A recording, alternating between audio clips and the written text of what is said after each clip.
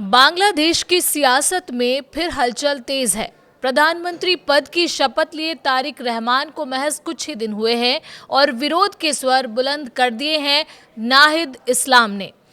आरोप सीधे सत्ता पर हैं, इशारों में भारत का भी जिक्र हुआ है। सवाल ये कि क्या बांग्लादेश में पुरानी सियासी ताकतों की वापसी की पटकथा लिखी जा रही है? क्या नई सरकार की शुरुआत ही टकराव से हो रही है? क्या आवामी लीग की वापसी की आहट है? और क्या भारत का नाम इस बहस में क्यों लिया गया? आज इस वीडियो में हम इसी मुद्दे पर बात करेंगे। नमस्कार, स्वागत है आपका न्यूज़ 18 राजस्थान के डिजिटल चैनल पर और आपके साथ मैं हूं वंदना त्यागी। बांग्लादेश में हालिया चुनाव के बाद बांग्लादेश नेशनलिस्ट पार्टी यानी बीएनपी की सरकार बनी है, जिसके नेता हैं तारिक रहमान। लेकिन चुनाव के नतीजों के साथ ही सियासी खेमों में खींचतान शुरू हो गई है। नाहिद इस्लाम, जो नेशनल सिटीजन पार्टी के संयोजक हैं और पूर्व अंतरिम प्रमुख मोहम्मद यूनुस के करीबी माने जाते हैं, उन्होंने आवामी लीग के दफ्तर फिर से खुलने पर कड़ा एतराज जताया है। उनका दावा है कि बिना सरकार की हरी झंडी ऐसा संभव नहीं है। इधर आवामी लीग, जिसकी अगुवाई पूर्व प्रधानमंत्री शेख हसीना करती रही हैं, उनके कई जिलों में दफ्तर खुलने की खबर सामने आई है। सियासी बयानबाजी के बीच भारत का नाम भी चर्चा में है। वहीं नए खेल मंत्री ने भारत और बीसीसीआई से रिश्ते सुधारने के संकेत दिए हैं। तो क्या बांग्लादेश में नई सरकार के सामने सबसे बड़ी चुनौती राजनीतिक स्थिरता की है? ध्यान देने वाली बात यह है कि आवामी लीग, जिसका नेतृत्व लंबे समय तक शेख हसीना करती रही हैं, जुलाई 2024 के आंदोलन के बाद सत्ता से बाहर हो गई थी। अंतरिम सरकार ने उसकी राजनीतिक गतिविधियों पर पाबंदी लगाई, लेकिन अब रिपोर्ट कहती है कि कम से कम 10 जिलों में 12 जगहों पर पार्टी कार्यालय दोबारा खुले हैं।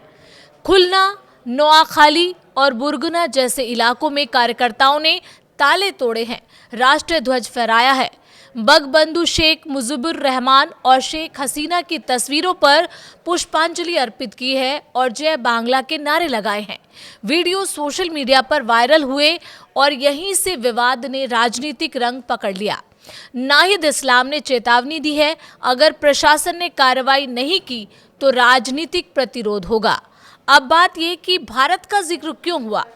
इस पूरी बहस में भारत का नाम भी सामने आया है।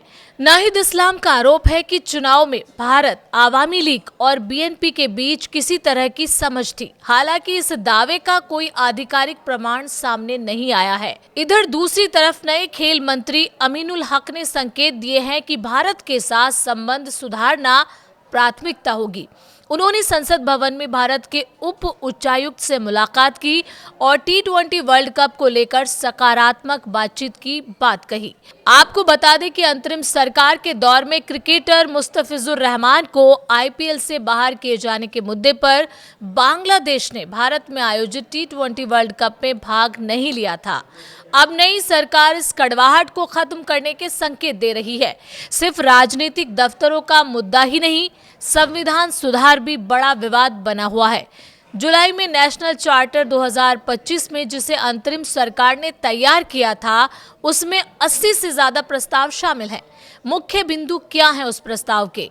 उस प्रस्ताव के मुताबिक महिलाओं की राजनीतिक भागीदारी बढ़ाना, प्रधानमंत्री कार्यालय की सीमा तय करना, राष्ट्रपति की शक्तियों को मजबूत करना, न्यायपालिका की स्वतंत्रता सुनिश्चित करना, 350 संसदीय संसद के साथ 100 सदस्य उच्च सदन का गठन। इस चार्टर को 60% से ज्यादा मतदाताओं ने समर्थन दिया था, लेकिन बीएनपी सांसदों ने संविधान सुधार परिषद में शपथ लेने से इनकार कर दिया। नाहिद इस्लाम का कहना है, सुधार परिषद के बिना संसद निरर्थक है। वहीं बीएनपी का तर्क है कि प्रक्रिया और व्याख्या पर गंभीर मतभेद है। नाहिद इस्लाम ने 50 सदस्यीय मंत्रिमंडल पर भी सवाल उठाए हैं।